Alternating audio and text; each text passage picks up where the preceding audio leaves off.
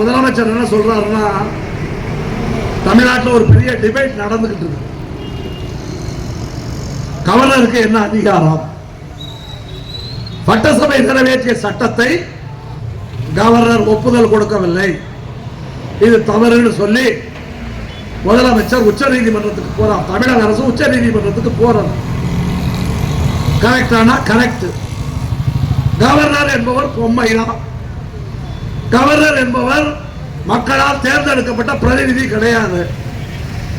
மக்களால் தேர்ந்தெடுக்கப்பட்ட அரசாங்கத்திற்கு உதவி செய்வதற்கு தான் கவர்னர், தவிர உபத்திரம் செய்வது கவர்னர் கிடையாது. தமிழக அரசு நீதிமன்றத்துக்கு போச்சு. உச்ச நீதிமன்றம் என்ன தீர்ப்பு சொல்லியது? கவர்னர் சட்டசபை நிறைவேற்றிய தீர்மானத்தை திருப்பி அனுப்ப முடியாது.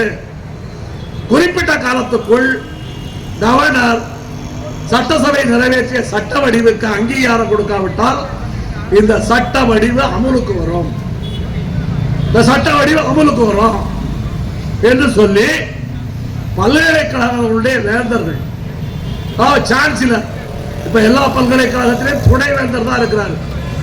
எல்லா பல்கலைக்கழகத்துக்கும் வேந்தர் யாரு? கடந்த கால சட்டப்படி எல்லா பல்கலைக்கழகத்திற்கும் வேந்தர் கவர்னர். இப்போது தமிழக அரசு நிறைவேற்றியுள்ள சட்டப்படி எல்லா பல்கலைக்கழகத்திற்கும் வேந்தர் முதலமைச்சர். சுப்ரீம் கோர்ட் தீர்ப்பு சொல்லிருச்சு. சுப்ரீம் கோர்ட் தீர்ப்பு சொன்ன உடனே நம்முடைய தமிழக அரசு எல்லா பல்கலைக்கழகத்துக்கும் வேந்தர் தமிழக முதலமைச்சர் தான் சொல்லி அரசாணை வெளியிட்டாங்க.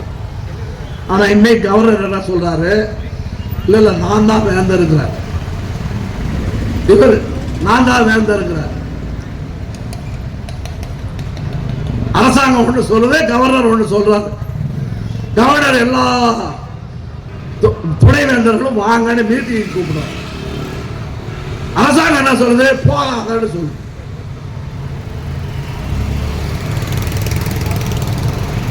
நீதிமன்ற தீர்ப்புகள் படுபாடு. நமக்கு நிறைய அனுபவம் இருக்குது. இப்ப கான்ட்ராக்ட் தொழிலாளி இருப்போ இதே பல்கலைக்கழகம் என்று சொல்லும் போது வேலூர்ல திருவள்ளூர் யூனிவர்சிட்டி இருக்குதுங்க. அந்த வேலூர் திருவள்ளூர் யூனிவர்சிட்டியில எல்லாமே டெய்லி வேஜஸ் கான்ட்ராக்ட் தொழிலாளியா இருந்தான். அவர்கள் இந்த சால்வாட் தொழிலாளி மாதிரி எங்களை நிரந்தரப்படுத்த சொல்லி ஒரு நாள் போராட்டம் நடத்திட்டாங்க. போராட்டம் நடத்தினோம்னா அந்த 66 தொழிலாளியை நிப்பாட்டி விட்டார்கள். நிப்பாட்டத்தை எடுத்து வழக்கு போச்சு.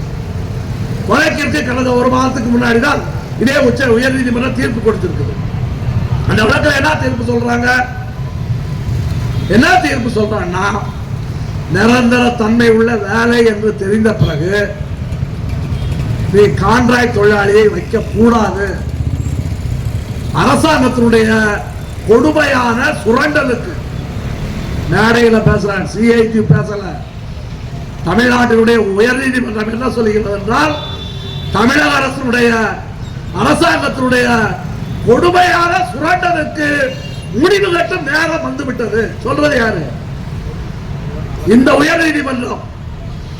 உயர் நீதிமன்றம் பக்கத்திலே கோட்டையிலே இருக்கக்கூடிய முதலமைச்சரை பார்த்து, கோட்டையிலே உள்ள அமைச்சர்களை பார்த்து, கோட்டையிலே உள்ள அதிகாரிகளை பார்த்து உன்னுடைய சுரண்டலுக்கு முடிவு கட்டும் நேரம் வந்துவிட்டது சொல்லுவோம்.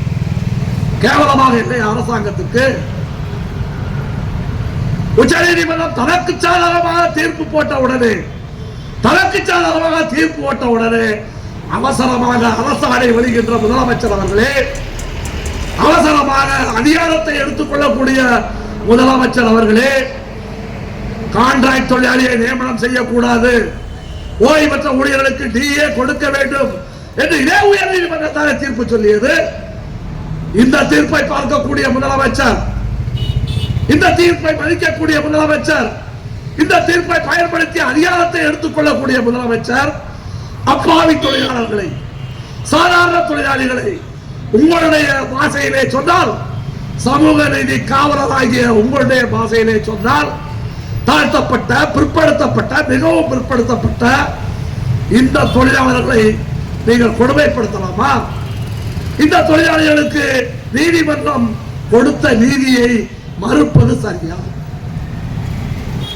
இதோ முதலமைச்சருக்கு கேள்வி.